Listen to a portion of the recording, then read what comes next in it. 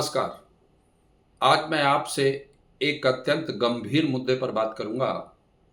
साम्राज्यवादी देश चीन ब्रह्मपुत्र नदी पर विश्व का सबसे बड़ा बांध बना रहा है। उद्देश्य है उसका बिजली उत्पादन, लेकिन जो भारत का परंपरागत एक तरीके से कहना चाहिए जो दुश्मन देश चीन है, जिस तरीके से उसने अपनी कुटिल चाल चलते हुए भारत और बांग्लादेश के विरोध के बावजूद इस बांध का निर्माण तिब्बत के मेडॉक जिले में शुरू किया है, वो अत्यंत चिंताजनक है।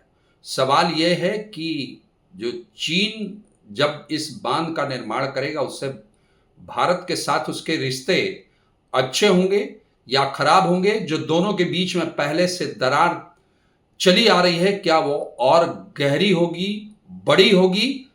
और अगर ये चीन इसका निर्माण 2035 तक, जिसका उसने लक्ष्य रखा है बनाने का, जिसमें 50 अरब डॉलर खर्च होने हैं, अगर वो बना लेता है तो इसका असर भारत पर क्या पड़ेगा? भारत के जो पूर्वोत्तर राज्य हैं वो किस तरीके से इससे प्रभावित होंगे? चीन किस तरीके की अपनी कूटनीतिक चाल या रणनीतिक हथियार के तौर पर इस बांध का इस्तेमाल कर सकता है? इन विभिन्न पहलुओं पर मैं इस पर बात करूंगा। देखिए, भारत ने और बांग्लादेश ने विरोध किया कि ब्रह्मपुत्र नदी पर जो सबसे बड़ा बांध बनाने की योजना है चीन को, वो नहीं करना चाहिए। उनका तर्क ये था कि ऐसा करने से जो बांग्लादेश और भारत के जो पूर्वोत्तर राज्य हैं वो प्रभावित होंगे और उससे उनका बहुत बड़ा नुकसान हो जाएगा।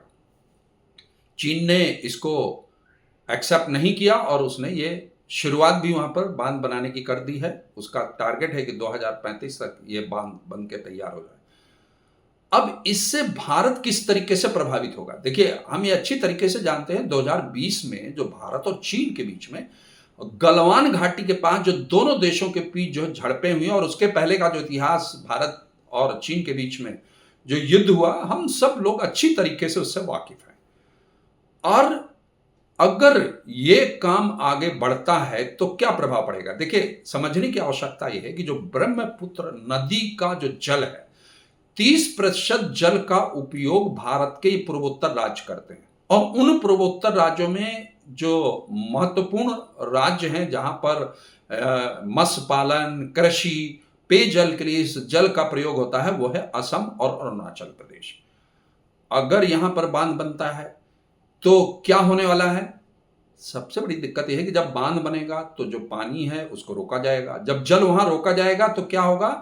असम में जो उसकी 60% जो फार्मिंग है इस नदी के जल पर निर्भर है। ऐसी स्थिति में वो प्रभावित होगी। मत्स्य पालन वहां सफर करेगा और अरुणाचल में भी वही स्थिति होने वाली है।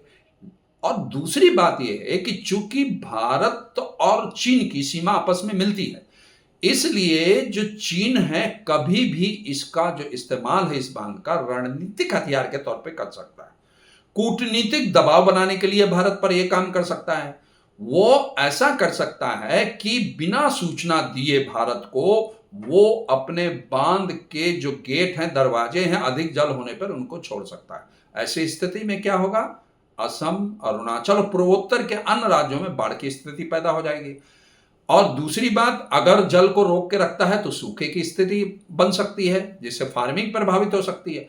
कहने का मतलब यह है कि इसका इस्तेमाल, चूंकि जो देखिए चाइना का जो कैरेक्टर है, जो चरित्र है, हम अच्छी तरीके से जानते हैं, वो बहुत अनप्रेडिक्टेबल है। ये नहीं कह सकते कि वो कब क्या करेगा।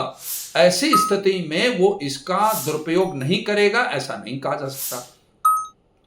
देखिए, तो ऐसी स्थिति में जब भारत ने इसका विरोध किया और बांग्लादेश ने भी विरोध किया, फिर भी चीन ने इस बात को एक्सेप्ट नहीं किया, वो माना नहीं, फिर भी उस काम को कर रहा है। तो भारत को क्या करना चाहिए? क्या है इसका समाधान? क्या है विकल्प भारत के पास? मेरा मानना है कि भारत को अधिक अलर्ट होने की जरूरत है और उसके लिए जरूरी है कि इस मुद्दे को अंतर्राष्ट्रीय स्तर पर, एशियान के लेवल पर, G20 के लेवल पर और संयुक्त राष्ट्र संघ में इस मुद्दे को अंतर्राष्ट्रीय स्तर पर उठाया जाना चाहिए। चीन पे कूटनीतिक दबाव बनाना चाहिए कि एटलीस्ट एक संवाद की स्थिति बने। और अगर पहली बात तो ये बांध बनना नहीं चाहिए, और अगर ये बांध बनता भी है, जिसका हवाला देता है चीन की, उसे बिजली की बहुत आवश्यकता है, अगर ये बनता भी है तो एटलीस्ट भारत और चीन के बीच इस तरीके की स्थिति बननी चाहिए कि प्रॉपर सूचना का आदान प्रदान हो। अगर जल को रोकना है तो पता चलना चाहिए, अगर उस बांध से जल को छोड़ना है तो भारत को पता चलना चाहिए।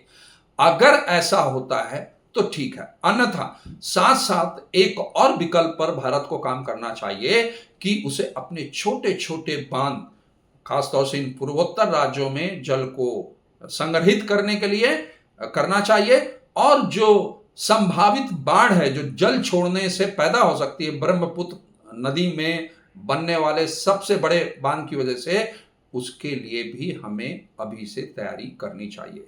ऐसा करने से हम जो चीन की जो कूटनीतिक चाल है, चीन जिस तरीके से भारत को अपने जाल में फंसाना चाहता है, उससे हम बच सकते हैं। और ये इसका एक अच्छा सॉल्यूशन हो सकता है, ताकि जिस तरीके से चीन जो है भारत को सीधे सीधे युद्ध में ना हरा करके अप्रत्यक्ष युद्ध करके भारत को चाहता है कि उसके चंगुल में आए, उसके दबाव में आए, उससे भारत बच पाएगा। आज के लिए बस इतना है, फिर मिलते हैं एक नए मुद्दे के साथ।